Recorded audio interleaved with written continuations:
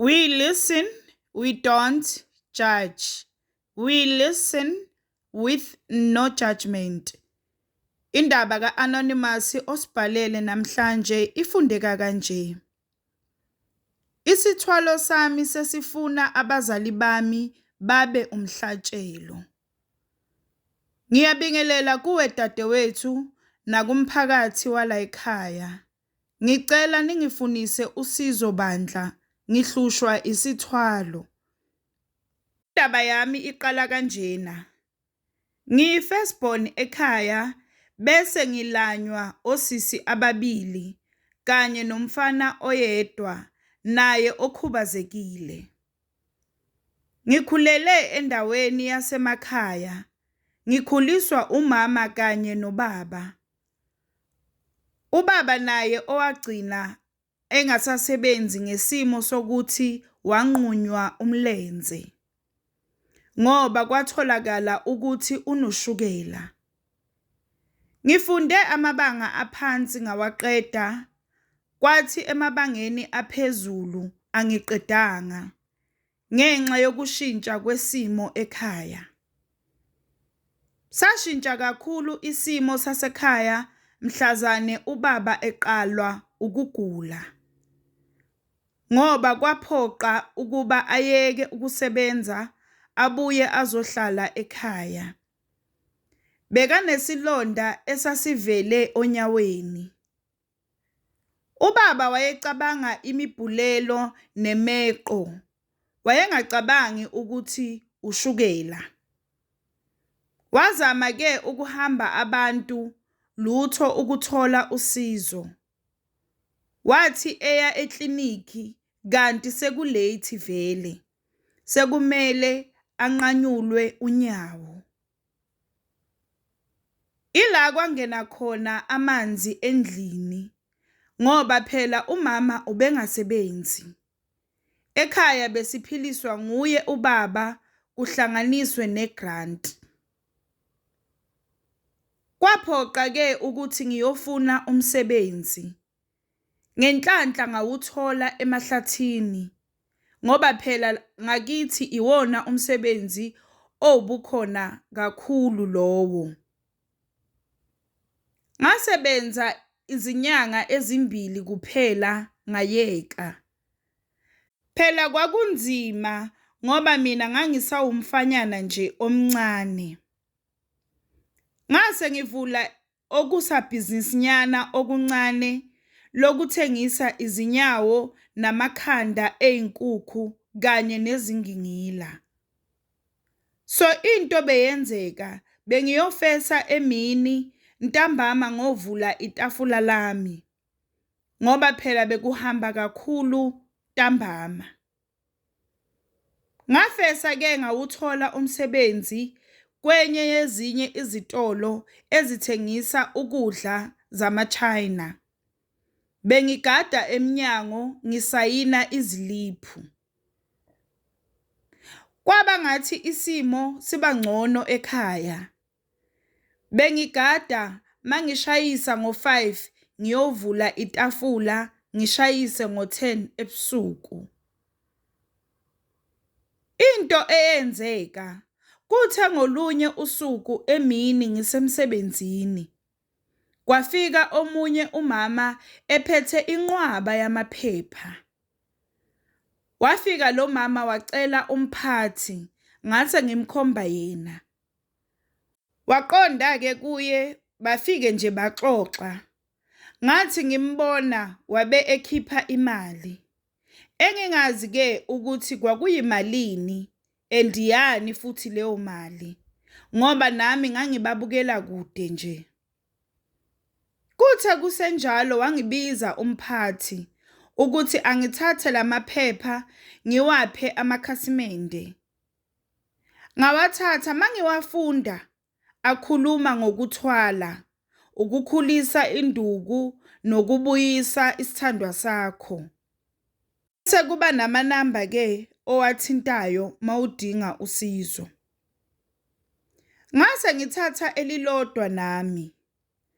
Ahamba amalanga lokhu ngilibhekile nje lephepha. Kwafika isikhathi sokuthi usisi obekeza emva kwami aye enyunivesithi. Yaqala impilo yangathi ibanzinyana ngoba kwakumele kuphume imali ze-registration. Ngazama ukuhlanganisa ngaze ngangena komashonisa. Kwathatha isikhathi ukuba athole uxhaso usisi. Lwafika vele sengibolile izikweletu. Ngase ngikhumbula ngolunye usuku ukuba kunale phepha lalo sisi ngoba phela bese kunesikhathi esingango 3 months uma ngingaphosisi nginale phepha. Ngase ngithatha isinqumo sokufona ngibuze kahle ukuthi kuhamba kanjani ngapha ekuthwaleni. Wangichazela konke lo mama, wabe esefuna imali engango 10K ukuba aqale umsebenzi. Ngaboleka ngaze ngathengisa ifoni kanye nokunye nje okuphathekayo njengama-TV ukugcwalisela. Ekhaya bebazi ukuba idingwa usisi le mali kanti cha. Ngaya ngayothwala. Kimi wayethe angeke uchaphazeleke umndeni wami. Kanti hey angibuzanga elangeni. Lo mama wangenzela isigubhu okwakumele mase ngiwuphuphile umhlatshelo kumele ngiyibulale leyo nto engizobe ngiyiphuphile bese ngithela igazi layo phakathi. Nangempela ngaqala ngaphupha inkukhu. Ngihlabe ngithele igazi kuyiso isigubhu sami. Kwaya kwaba izimbuzi, izinkomo. Ngapha nami ngilibele ngiyandlondlobala. Senginamabhizinisi anjengoma restaurant. Kuthela ngathize ngaqala manje ngaphupha abantu basendaweni. Ngaqala ngathuka. Kodwa wathi lo mama, mangingakwenzi lokho okufunwa ilento kuzoshabalala konke enginakho.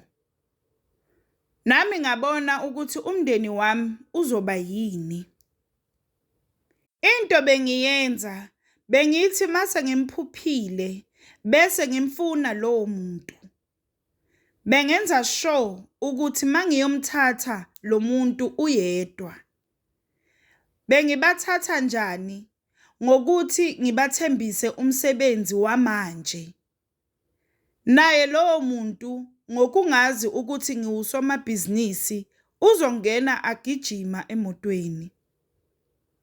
Uzothi angena ngimuphe isiphuzo esesifakwe okokulala. Bese ngiyokwenza okufunwa yilesigubhu. Nansi ke inkinga esenginayo.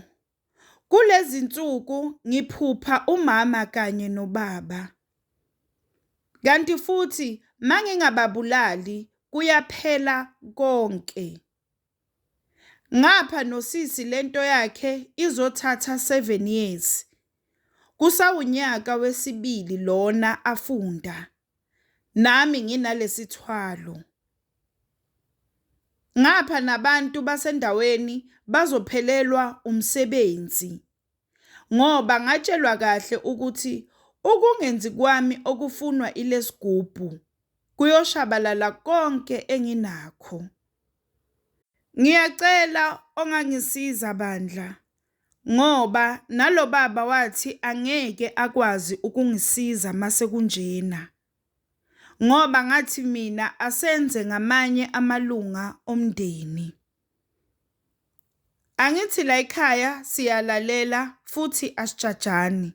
Ngiyacela ukungajajwa, please. We listen, we don't judge. We listen with no judgment. Sacela usitshele ukuthi ucabangani ngendaba ka-Anonymous osibhalele namhlanje ku-comment section. Sacela ungakhohlwa ukulike, nokusubscribe, nokushare. Ungakhohlwa ukuthi ukusubscribe, it's for free, awubhadali lutho, it's for free.